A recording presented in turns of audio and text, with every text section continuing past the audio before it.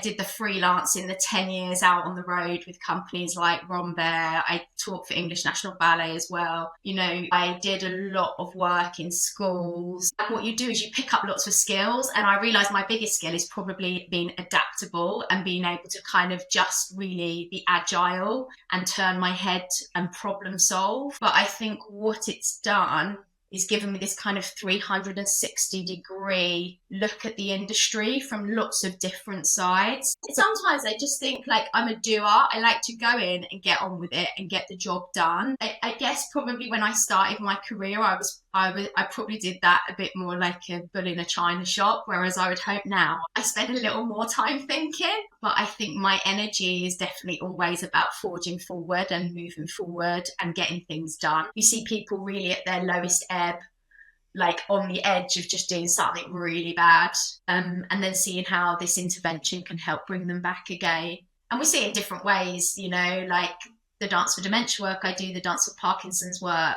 People are really struggling in the face of adversity, and this, you know, dance can bring them back into the space and give them something else, something that I think resembles hope actually for a lot of people. So I think there's a lot of challenges, and I think for young people, like the arts, it's talked about as like a soft subject. It's not.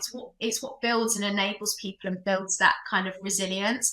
And for some people it's a lifeline when actually no one else believes in them. What I saw was how empowered these young people could be when somebody believed in them. And also the young talent I see, man, we've got a youth company, English National Ballet, and those dancers led by Carolyn Bolton are fierce. They are like, the future is bright when you see these young dancers. There's been many occasions when I've been doing a job and I've been like, do I actually get paid to do this? Is this actually a job? And there are sacrifices with that. Like, yeah, you're not earning hundreds of thousands of pounds. Like, that's very few people that comes to in our sector, right? But again, it comes back to that sense of fulfillment. What is it that gives me life? Where is it that I see I can make change and make a difference? And the work that I've done in dance health, I think, has really emphasised that actually, and seeing that in a much bigger ecology. The last 15 years, I've spent talking to doctors and nurses and consultants and health professionals about creative arts and health. Only now is it really getting the airtime it deserves. And what you see is that this can be much bigger part of an ecology that exists to serve people and make people's lives better. But back in the old days in Chiswick, we used to get lots of people coming and rehearsing at the studios, and it was often like, you know, a bit top secret. And we had Madonna come in when she came back kind of from her big break. She came back with Hung Up, and she was rehearsing in the studios, and I used to teach a young movers class on a Wednesday, and it was all cloak and dagger, like we didn't want the press to know she was there.